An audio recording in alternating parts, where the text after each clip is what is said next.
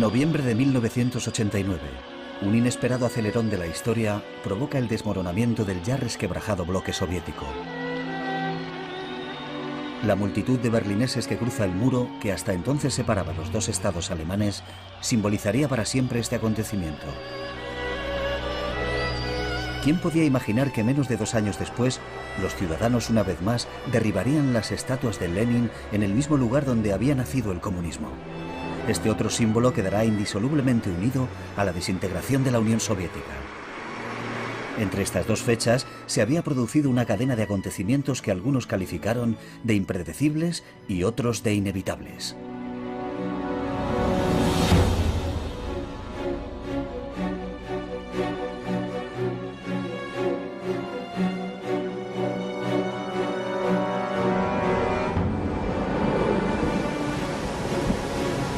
El primero de esta serie de acontecimientos tiene lugar a 4.000 kilómetros de Moscú, en 2 barcos sacudidos por una tormenta en el Mediterráneo frente a la costa de Malta. Es la primera reunión entre Mikhail Gorbachev, secretario general del Partido Comunista de la Unión Soviética, y George Bush, recién elegido presidente de los Estados Unidos. Fue muy divertido porque había una tormenta tremenda y no conseguían que se acercaran los barcos y Bush se mareó y Gorbachev se mareó y todo el mundo estaba mareado. Los dos hombres que intentaban encontrarse en aquel mar enardecido eran los líderes de las 2 grandes superpotencias del planeta. George Bush, presidente de los Estados Unidos desde hacía menos de un año, había sucedido a Ronald Reagan, el hombre que se refería a la Unión Soviética como el imperio del mal y que había llevado el enfrentamiento nuclear con el bloque soviético a un punto crítico. ¿Continuaría Bush con la política de su predecesor? Mikhail Gorbachev había sido el secretario general del PQS desde 1985. Entonces tenía 54 años. Había introducido un espíritu más joven en el liderazgo del partido y había emprendido reformas radicales. En política exterior levantó el telón de acero, permitiendo a países satélites de la URSS como Polonia, Hungría y Checoslovaquia tomar las riendas de sus destinos nacionales. En política interior, inició la democratización del país lanzando 2 conceptos revolucionarios, glasnost y perestroika. Glasnost quiere decir libertad de expresión. Perestroika significa reestructuración de la política económica y del sistema social. La gente pregunta, ¿qué es la perestroika? Pues bien, es hacer nuestro trabajo en serio. En eso consiste la perestroika. Consiste en ayudar a los demás, en trabajar hombro con los demás. Eso es el socialismo. En cuanto Gorbachev dijo ya podéis hablar en voz alta, fue el fin. Después de aquello ya no había forma de detener el proceso ni de volver atrás. Era demasiado tarde. Todo se precipitó desde aquel momento. Pero en 1989 el resultado no era convincente. A pesar de que la sociedad soviética estaba empezando a respirar, se había abolido la censura sobre la prensa, las libertades individuales eran más respetadas y los encarcelamientos arbitrarios habían desaparecido, la vida diaria de los rusos se deterioraba cada día más. Entonces fue cuando tuvo lugar la cumbre de Malta. Gorbachev llegó a esta reunión de Malta en una posición extremadamente debilitada. Tenía un objetivo crucial, conseguir de los americanos el fin de la escalada nuclear.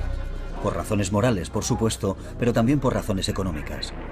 Una reducción drástica del gasto militar de su país le permitiría financiar su famosa perestroika y elevar la calidad de vida de su pueblo. No solo los países europeos, sino el mundo entero se veía afectado por esa guerra fría. Hay que tener en cuenta que la URSS y los Estados Unidos habían gastado decenas de miles de millones de dólares en la carrera armamentística. Imagínese lo que se podría haber hecho con todo ese dinero. Durante el mes anterior a la cumbre, la administración Bush estaba totalmente dividida. Así que el presidente Bush, y aquí es donde yo representé un pequeño papel, llevó a todo su equipo, a todo el mundo, a Camp David, la residencia de vacaciones del presidente, e invitó para que hablaran a todo su equipo a dos personas que representaban dos visiones académicamente opuestas sobre Gorbachov. El profesor Richard Pipes, de Harvard, que no se fiaba de Gorbachov, no creía en Gorbachov, pensaba que todo eso de la perestroika era una trampa.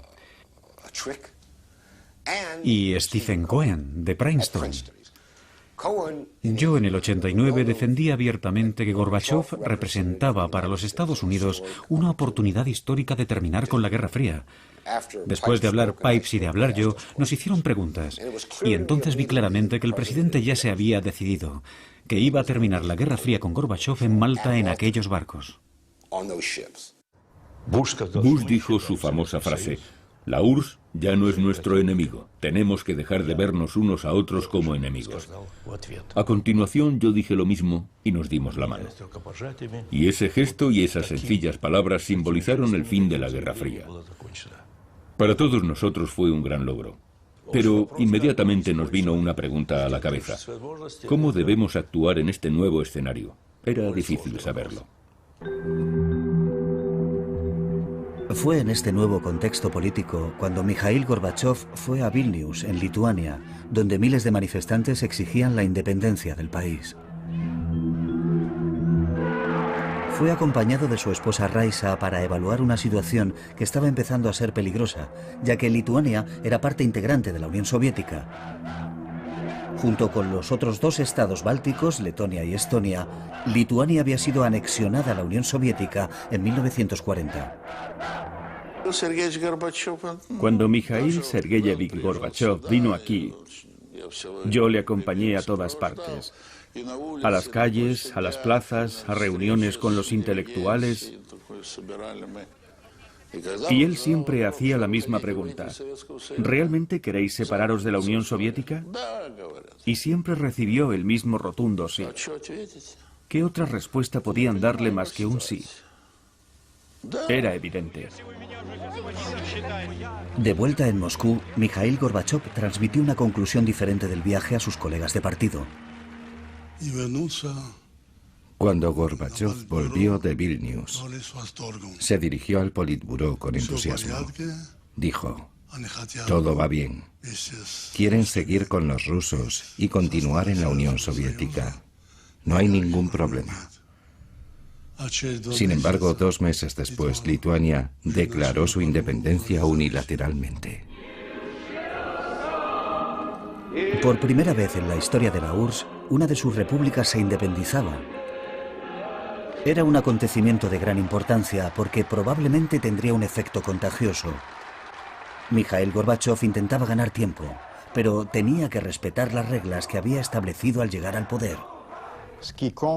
Lo que le importaba a Gorbachov, y lo que para mí es la prueba de sus excepcionales cualidades, era mantenerse fiel a unos principios morales, la aversión al uso de la fuerza.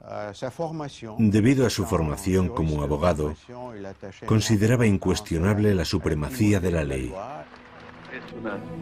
Juro solemnemente servir a los pueblos de nuestra nación, actuar en el estricto cumplimiento de la Constitución.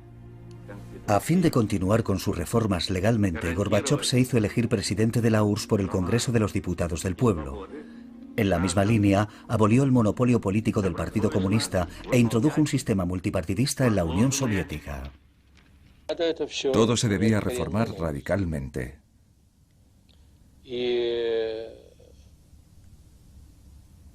Yo era consciente de eso. Mikhail Sergeyevich Gorbachov pensaba lo mismo, pero él estaba más a favor de hacer mejoras y modificaciones.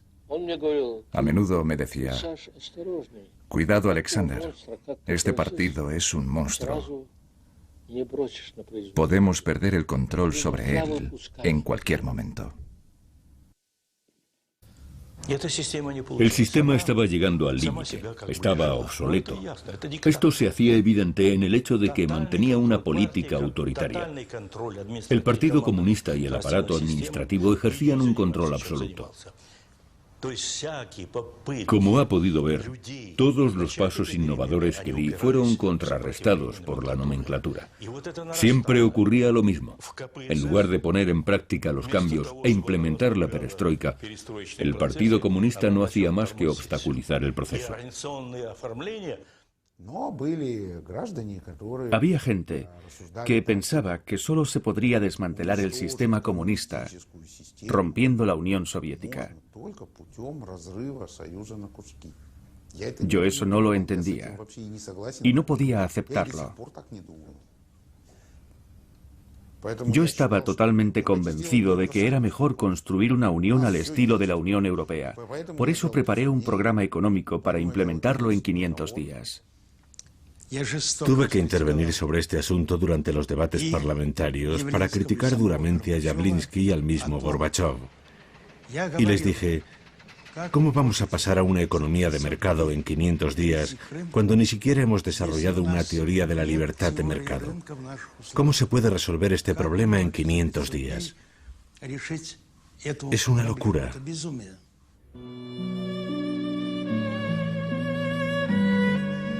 De hecho, el presidente Gorbachov se enfrentaba al eterno dilema. ¿Son compatibles el marxismo y el capitalismo? En otras palabras, ¿se puede aplicar la libertad de mercado dentro de una economía controlada? La perestroika, que había sido concebida para resolver este problema, no tuvo el efecto esperado. Abrir la puerta a la competencia comercial fue un fracaso porque se mantenían los precios fijos y los nuevos productores independientes no estaban interesados en vender con pérdidas. El resultado fue una caída de la producción, estantes vacíos en las tiendas y una escasez general de todo tipo de productos. No hay nada en los mercados ni en las tiendas. Nos pasamos el tiempo de aquí para allá buscando algo que comer. No hay comida de ningún tipo. ¿Cuándo va a acabar con esta situación? Esa no es la clase de pregunta que tiene que hacerle a Mikhail Sergeyevich. Gorbachov ya estaba hablando de la necesidad de liberalizar los precios de productos indispensables 2 meses después de ser elegido. Pero cuando más se acercaba el momento de tomar una decisión, de asumir sus responsabilidades, más se alejaba la pluma del papel. Mikhail Gorbachov aplazaba las decisiones y finalmente renunció a su programa, pero ya era demasiado tarde. El dólar, que circulaba de forma encubierta, se había convertido en la moneda de referencia. El rublo se hundió. La inflación se estaba disparando. Aparecieron mendigos en las calles de Moscú, algo nunca visto hasta entonces. Los salarios y las pensiones se dejaron de pagar regularmente. En retrospectiva, 20 años después, Mikhail Gorbachov valora muy negativamente este programa fallido para precipitar el cambio económico. En realidad fue un gran error. Era imposible pasar de un sistema económico a otro en 500 días. Fracasamos. Fue un absoluto fracaso.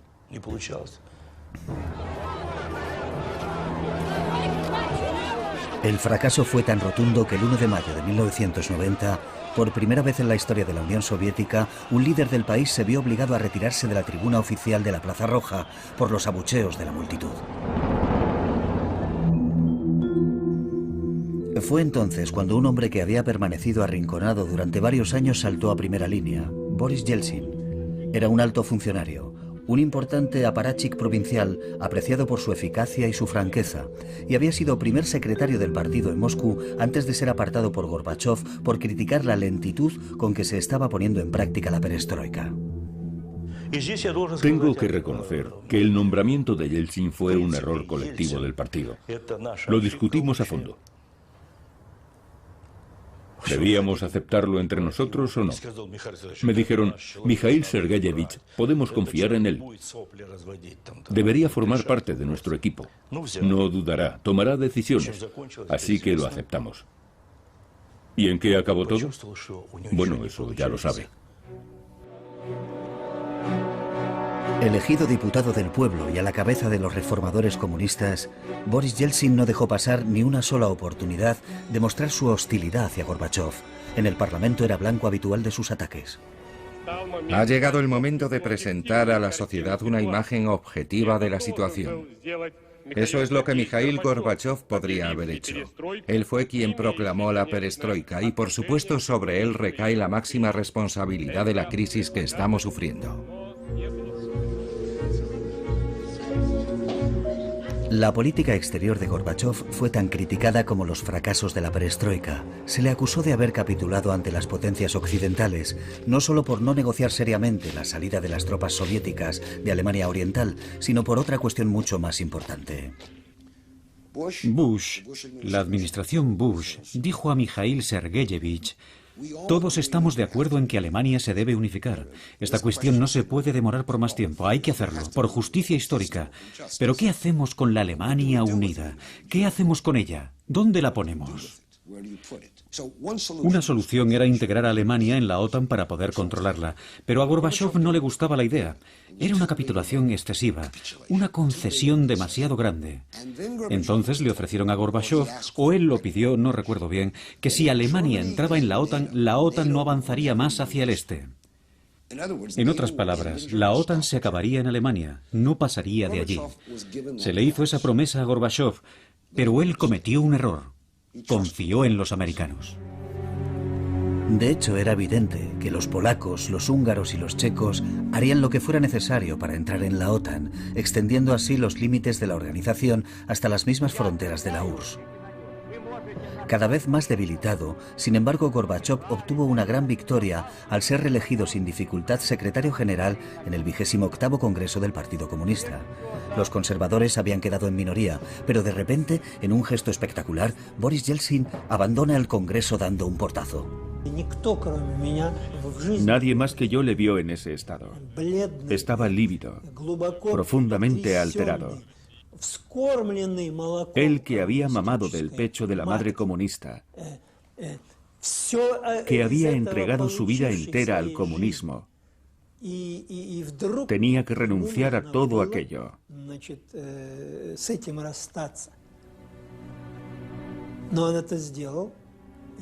Recuerdo aquel momento en el salón de congresos del Kremlin.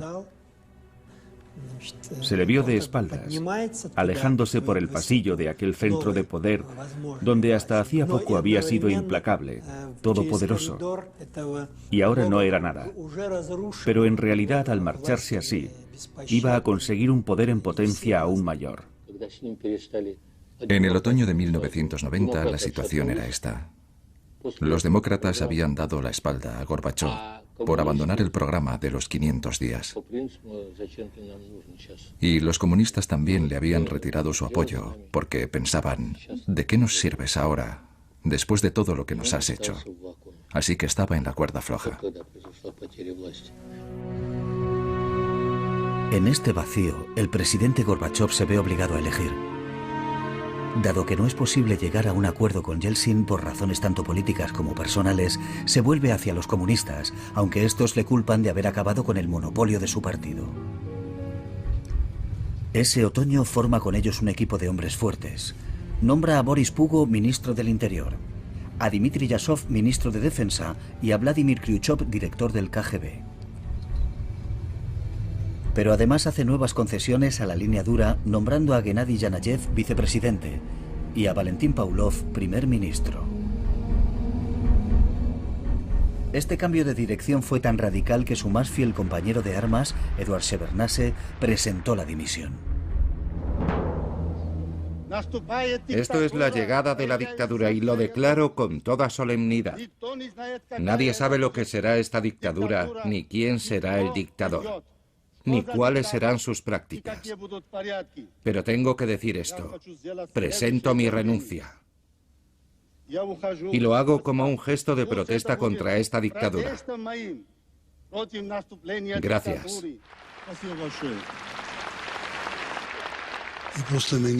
Después de mí intervino Gorbachov. Y dijo, no es verdad, no hay ninguna amenaza. Si hubiera una verdadera amenaza, ¿por qué iba a saberlo él, Shevardnadze, y no yo? Pero yo tenía información fiable. ¿Y sabe por qué? Porque en el Ministerio de Asuntos Exteriores, que yo dirigía, entre un 30 y un 40% de los diplomáticos trabajaban para el KGB. Lo sabían todo, y naturalmente también me informaban a mí. Pero Gorbachov No quiso creerme. El endurecimiento del régimen de Moscú provocó que los comunistas conservadores de los estados bálticos pasaran a la ofensiva. Se lanzaron a las calles de Vilnius y Riga para exigir que sus países permanecieran en el bloque soviético. Y chocaron con los independentistas. La tensión crecía. Hubo concentraciones de 100.000, 150.000 personas. No se veía dónde terminaba la multitud. Llegaban más allá del horizonte. Altos funcionarios me llamaron a Moscú y me dijeron: le ofrecemos todos los medios que necesite para suprimir este movimiento. Yo les dije: no quiero esos medios, no pienso hacerlo. Entonces no hubo más ofertas. En Vilnius se estaba gestando un golpe de Estado. Las fuerzas especiales estaban preparadas. Con una orden de Moscú se pondrían en marcha. Delante de mí, el presidente Gorbachov llamó a Yazov, el ministro de Defensa, y le dijo: ¿cuánto tiempo va a durar esto? ¿Por qué no puede controlar a ese puñado de nacionalistas? Yazov contestó: Mikhail Sergeyevich, usted es el comandante en jefe. Deme la orden por escrito y mañana no solo habrá dejado de existir esa torre de televisión, sino que no habrá nada en su lugar. Y Gorbachov dijo: ¿es que no le basta mi palabra? En realidad nadie quería que cayera sobre sus espaldas el derramamiento de sangre.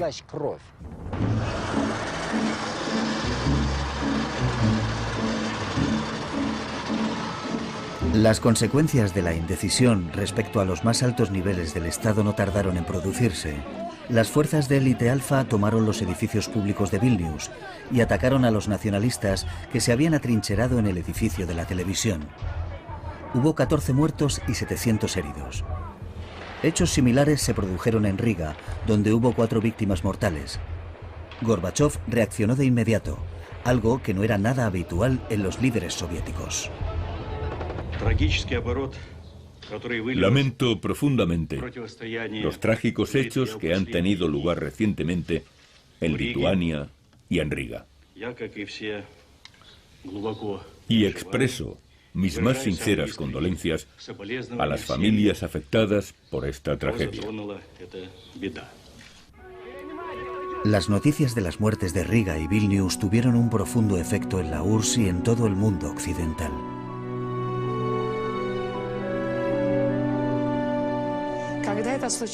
Después de estos hechos, Occidente y sobre todo los Estados Unidos estaban preocupados. Temían que se desestabilizaran no solo los nuevos países independientes del Este, sino la Unión Soviética misma. Recuerdo los comentarios de George Bush, de Margaret Thatcher y de François Mitterrand. Todos temían que estos acontecimientos obstaculizaran la perestroika de Gorbachov. Realmente apreciaban a Gorbachov, siempre y cuando hiciera realidad sus esperanzas de democratización de la Unión Soviética.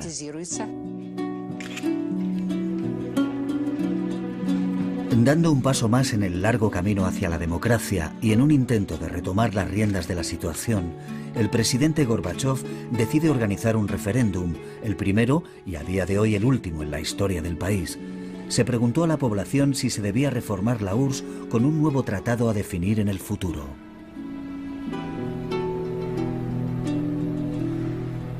El resultado fue un 76% de síes. El mismo día se celebró otro referéndum solamente en Rusia. Un 70% de los votantes se declararon a favor de establecer el cargo de presidente de Rusia y que fuese elegido por sufragio universal. El 16 de junio, Boris Yeltsin juró el cargo. Había sido elegido primer presidente de Rusia. Ahora Moscú era la sede de dos poderes enfrentados, el de la Unión Soviética, representado por Gorbachov, y el de Rusia, con Yeltsin a la cabeza, que personificaba las esperanzas del pueblo ruso.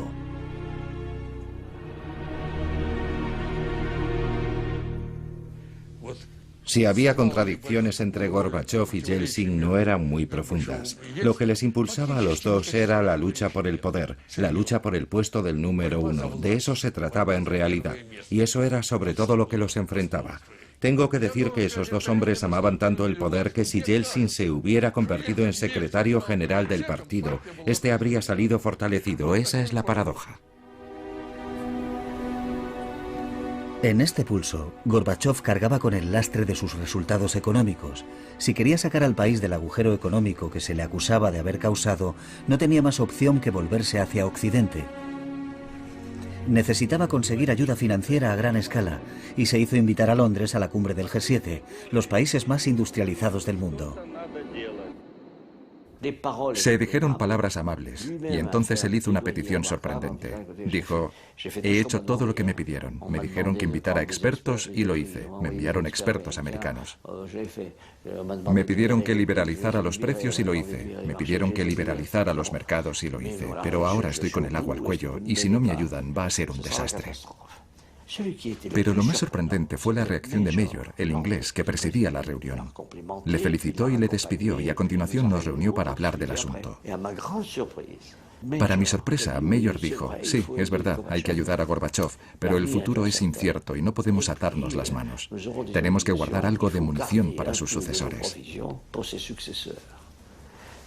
Fue sorprendente, quizá por la forma de expresarlo, ya que era reconocer abiertamente la idea de que Gorbachov iba a caer.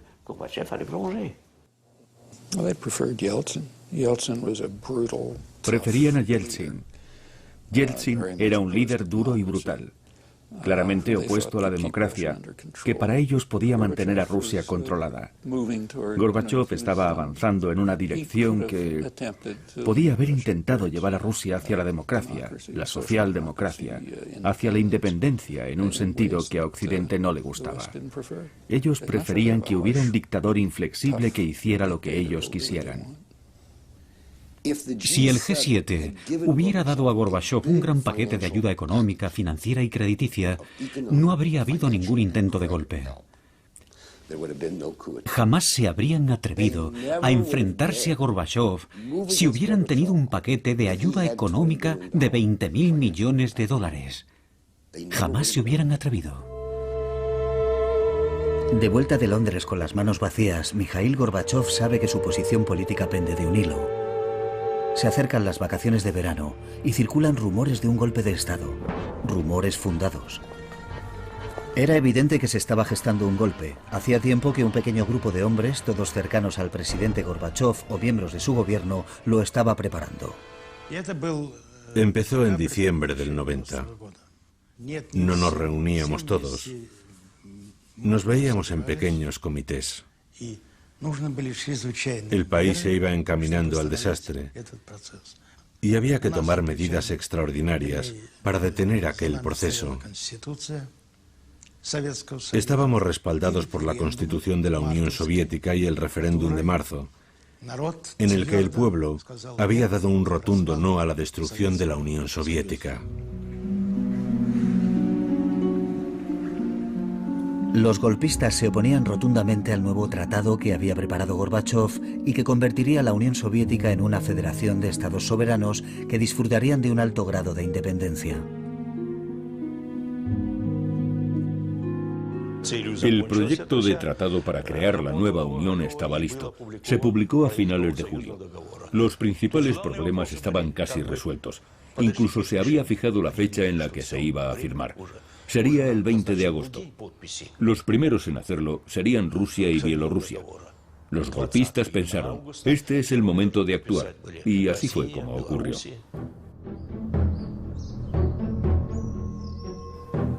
El 18 de agosto, mientras Mikhail Gorbachov, su esposa Raisa y su familia descansaban en la residencia presidencial de Crimea, ocurrió un hecho preocupante.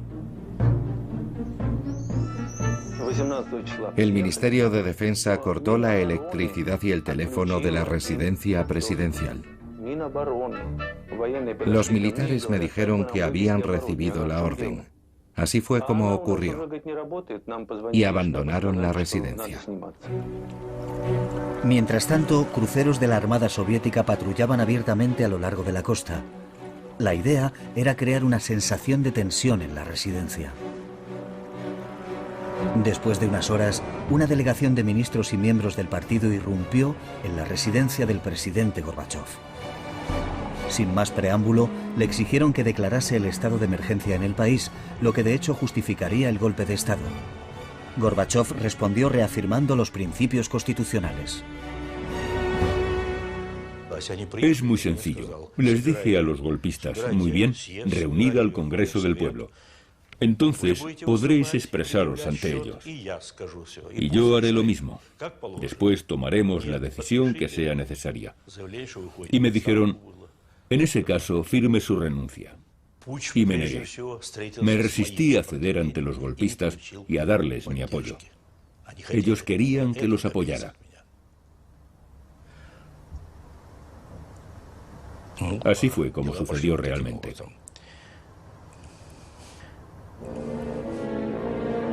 Según uno de los golpistas presentes, el comportamiento de Gorbachov aquel 18 de agosto en foros, cuando el futuro del régimen estaba en juego, fue muy diferente. Sabe, yo estaba allí y sé cómo se comportó Gorbachov. Cogió una hoja de papel y dijo, muy bien, escribiré al presidente del Parlamento y le pediré que reúna al Congreso del Pueblo. Cogió la pluma, una hoja de papel y empezó a titubear y entonces dijo, pensándolo bien, ¿por qué voy a escribirle yo? Vosotros estáis aquí, id a decirle al presidente que reúna al Congreso. Otro asistente vio un apoyo tácito al golpe en la reacción de Gorbachov.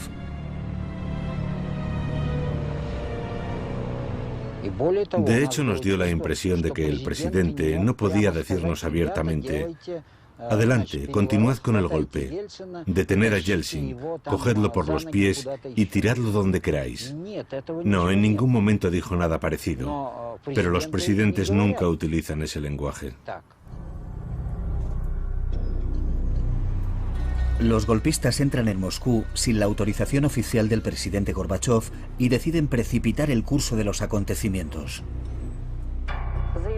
Declaración de los líderes soviéticos. Debido a la incapacidad por razones de salud de Mikhail Gorbachov para cumplir sus funciones como presidente de la URSS, en función de la sección 7 del artículo 127 de la Constitución, se declara el estado de emergencia.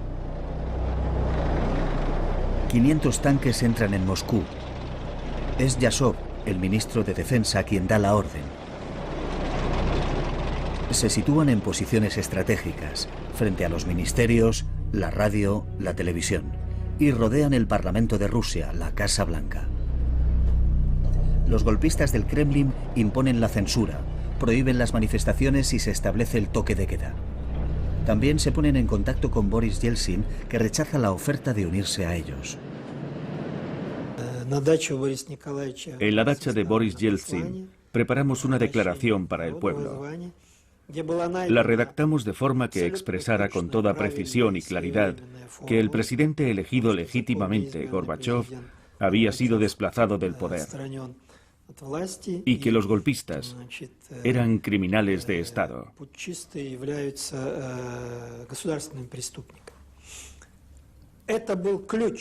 Aquella fue la clave de lo que ocurrió en los 3 días siguientes. Esa única frase.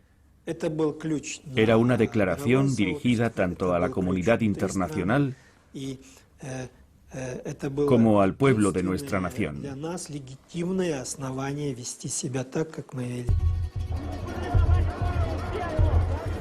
Mientras un número cada vez mayor de moscovitas se dirigía hacia la Casa Blanca, que estaba rodeada por los tanques, Boris Yeltsin decide acudir allí para hablar con las dotaciones de los tanques, la mayoría de ellos soldados de reemplazo.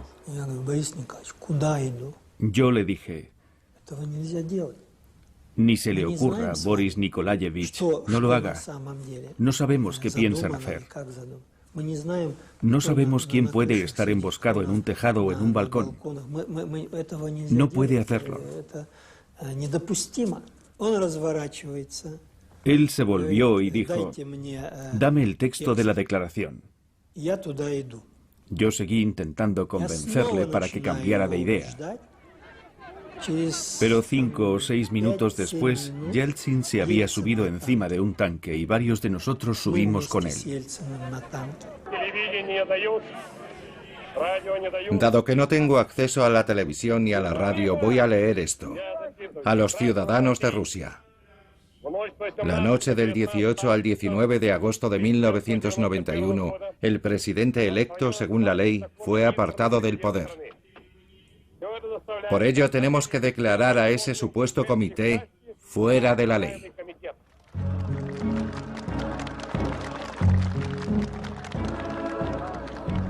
La declaración de Boris Yeltsin tuvo un efecto inmediato en los manifestantes que habían acudido allí en busca de un líder. Los jóvenes soldados que pilotaban los tanques no sabían cómo reaccionar. Todo empezó a ir mal para nosotros cuando Yeltsin y su gente, los Popov, los Sobchak, etc., todos esos traidores nacionalistas, no hay otra palabra para definirlos, llevaron a casi 100.000 personas ante la Casa Blanca. Aquello hundió el barco sin remedio. A las 5 de la tarde los golpistas aparecieron en público por primera vez. Gennady Yanayev ofreció una rueda de prensa, acompañado por 5 hombres, ministros y dignatarios del partido, todos ellos nombrados por Gorbachov. Deseo anunciar que el Comité Administrativo del Estado de Emergencia en la Unión de Repúblicas Socialistas Soviéticas es plenamente consciente de la gravedad de la crisis que atenaza nuestro país. Debido a la incapacidad de Mikhail Gorbachov por razones de salud para desempeñar sus funciones como presidente de la Unión de Repúblicas Socialistas Soviéticas, yo asumiré temporalmente las funciones de presidente. En Crimea, Mikhail Gorbachov y su séquito, que habían seguido el desarrollo de los acontecimientos en la televisión del encargado de la residencia, comprenden cuáles son las intenciones de los golpistas. Raisa estaba conmocionada después de ver la rueda de prensa. Se veía cómo le temblaban las manos a Yanayev. Gorbachov dijo entonces que ahora los golpistas intentarían adaptar la realidad a sus mentiras acerca de su estado de salud, que iban a intentar envenenarle. Desde aquel momento se negó a comer nada que viniera de la cocina de la residencia. Privado del contacto con el mundo exterior, Mikhail Gorbachov, que temía por su vida, grabó una declaración con una videocámara. Hemos recuperado este excepcional documento de unos archivos.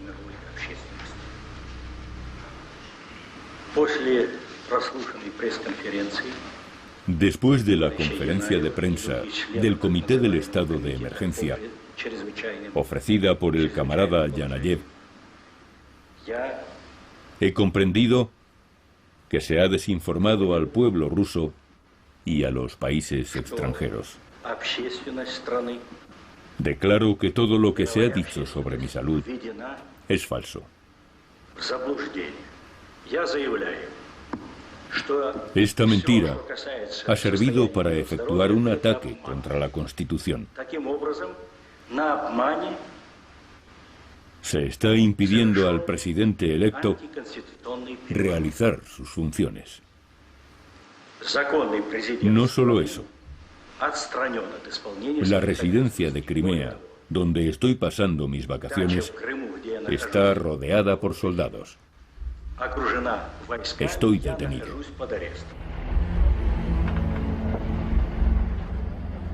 Al día siguiente, Boris Yeltsin, que había pasado la noche en el Parlamento, protegido por un fuerte dispositivo de seguridad, sigue recibiendo apoyos del interior del país y del extranjero. Los moscovitas levantan barreras delante de los tanques, cuyos ocupantes, que no han recibido órdenes, empiezan a mostrar signos de fatiga. Entre los golpistas reina la más absoluta confusión. Uno a uno empiezan a echarse atrás. Ninguno de nosotros, los que formábamos el Comité de Emergencia Estatal, éramos capaces de ordenar que se abriera fuego contra nuestro propio pueblo. No se desencadenó una guerra civil ni hubo derramamiento de sangre. Solo un accidente que se produjo durante la noche cuando los tanques empezaron a retirarse. Había una salida, pero estaba bloqueada por varios vehículos, como un camión de limpieza, un camión, un trolebús, y detrás de ellos había algo, probablemente tanques, que intentaban pasar. Entonces vi a un hombre. Y a continuación a varios más, que saltaban al foso y corrían a toda velocidad hacia los tanques. Y detrás de ellos 100, 150, 200 personas. Cuando llegaron al tanque, desataron la lona que llevaba en la parte de atrás y la tiraron por encima del tanque. Los soldados del tanque se dieron cuenta de que algo pasaba. No tenían visibilidad y empezaron a dar marcha atrás. Al retroceder aplastaron a 2 jóvenes. Entonces la gente empezó a gritar.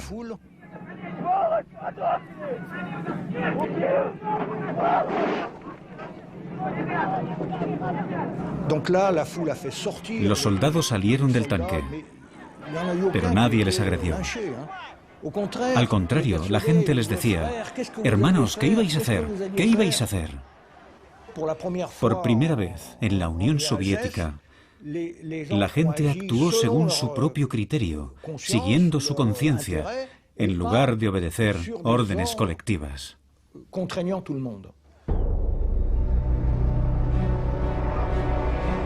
La mañana del 21 de agosto se levantó el estado de emergencia. Los golpistas se rindieron. Los tanques regresaron a sus acuartelamientos en medio de la celebración popular. Había llegado el momento de llevar a Gorbachov de vuelta a Moscú. Presos del pánico, los golpistas habían decidido enviar a Vladimir Khrushchev y a otros a Crimea. Pensaban que si se mantenían cerca de Gorbachov podrían evitar las consecuencias del conflicto que habían provocado. Al enterarse, Yeltsin, que temía una posible maniobra en su contra, decide enviar a su vicepresidente Ruzhskoy para que sea él quien traiga de vuelta a Gorbachov. Así será Yeltsin quien aparezca como el salvador de Gorbachov ante la opinión pública. Acto seguido, Yeltsin informa de su iniciativa a las embajadas occidentales en Moscú. Yo estaba en contacto permanente con la embajada francesa y me informaron de que iba a despegar ese avión. Entonces le dije al embajador: meta a alguien en ese avión, meta a alguien en ese avión. Ese alguien fue un diplomático francés que hablaba ruso con fluidez. Se unió a Ruzhskoy y a su equipo, y el avión aterrizó 2 horas después en Crimea. De inmediato fueron a la residencia de Gorbachov.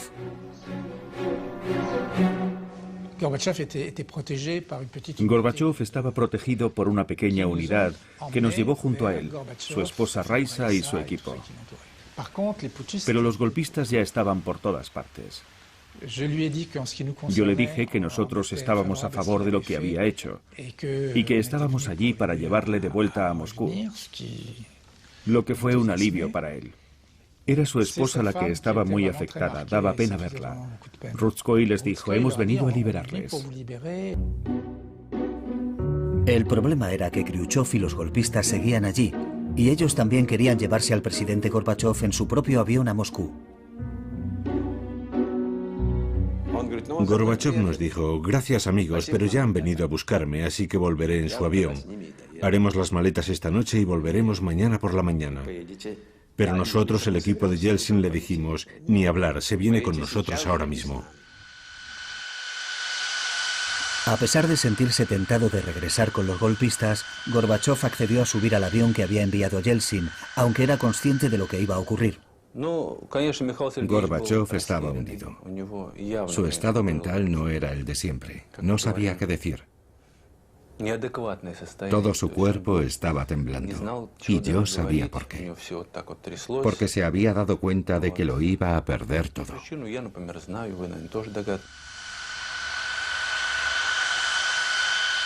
Una nutrida delegación de partidarios de Yeltsin, el auténtico triunfador del golpe, recibió al presidente Gorbachov en el aeropuerto de Moscú. Él mantuvo la compostura.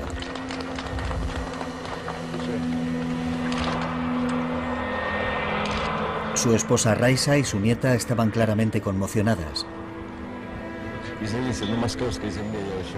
Gorbachov condenó rotundamente el golpe, pero no pudo evitar dar las gracias a su liberador. Estoy profundamente agradecido al pueblo de Rusia y a su presidente, Boris Nikolayevich Yeltsin, por su inquebrantable apoyo ante este movimiento.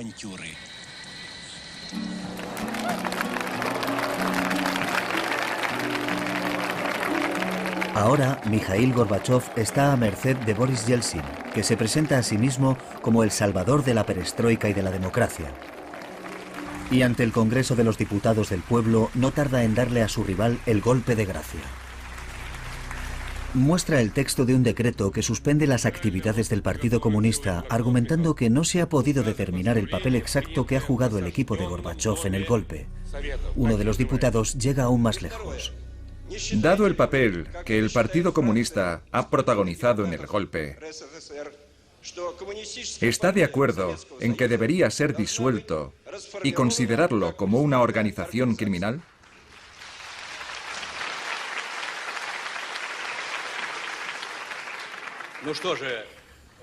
Dado que la pregunta ha sido tan directa, responderé de la misma forma. Cuando propone la disolución del Partido Comunista como una organización criminal, no estoy en absoluto de acuerdo. Prohibir el partido sería simplemente un error por parte del gobierno y del presidente democrático.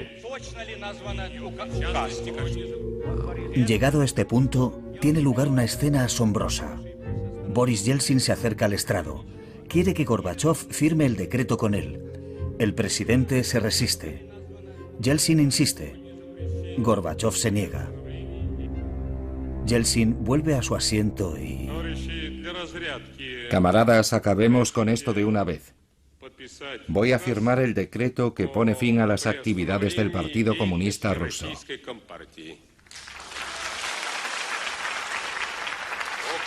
El decreto está firmado.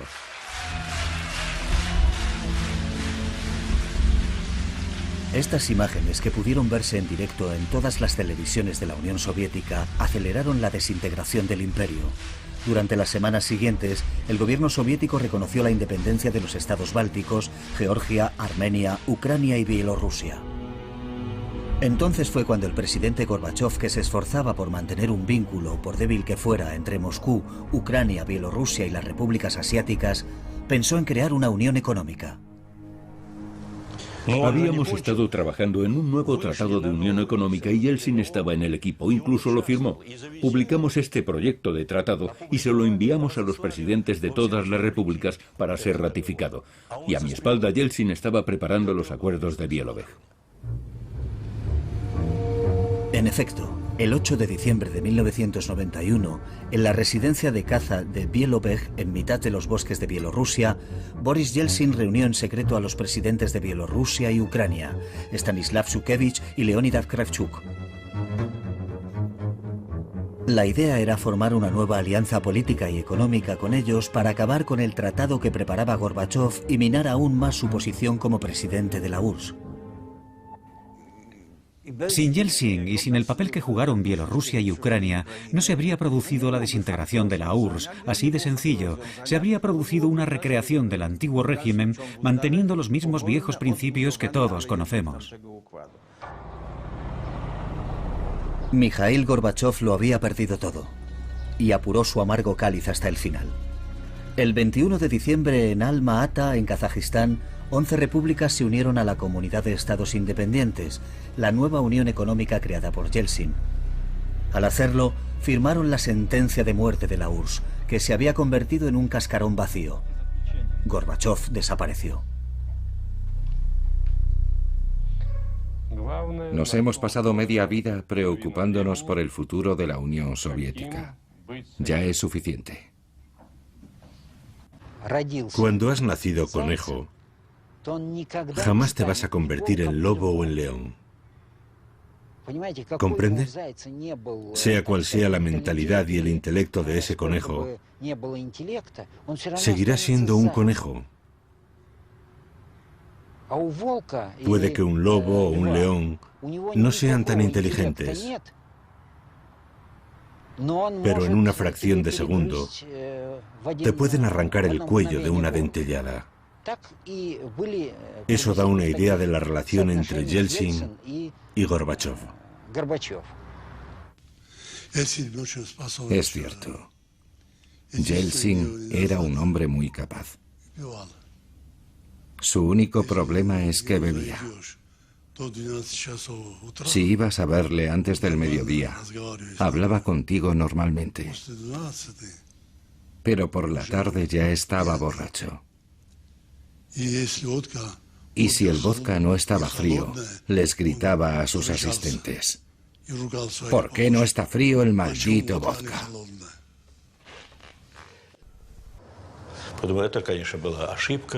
Yeltsin era un hombre inteligente y valiente. Incluso tenía buenas ideas. Pero era un aventurero. En el Kremlin, Gorbachov ya solo presidía las oficinas cada vez más vacías que el aventurero Yeltsin estaba ansioso por ocupar.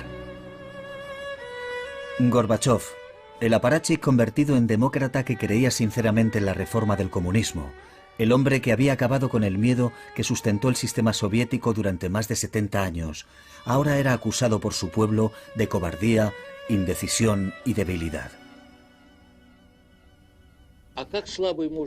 Pero entonces, ¿cómo pudo un hombre tan débil iniciar la perestroika? Dígamelo. ¿Cómo pudo iniciar un cambio en el régimen social? La glasnost, la democratización de la vida parlamentaria, el fin de la Guerra Fría, el fin de la represión política, el fin de la represión religiosa. ¿Cómo? Dígamelo. ¿Se da cuenta de la maraña de contradicciones en la que estábamos sumidos entonces? El 25 de diciembre de 1991 a las 7 de la tarde, abandonado por todos, Gorbachov leyó su carta de renuncia.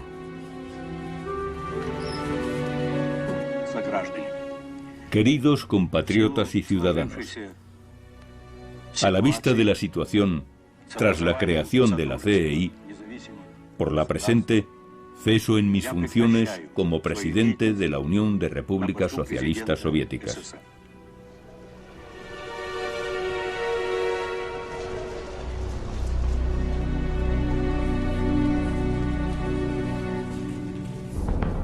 La firma de Mikhail Gorbachov al pie de su carta de renuncia aún no se había secado cuando, no muy lejos, en el Kremlin, se arriaba la bandera de la URSS.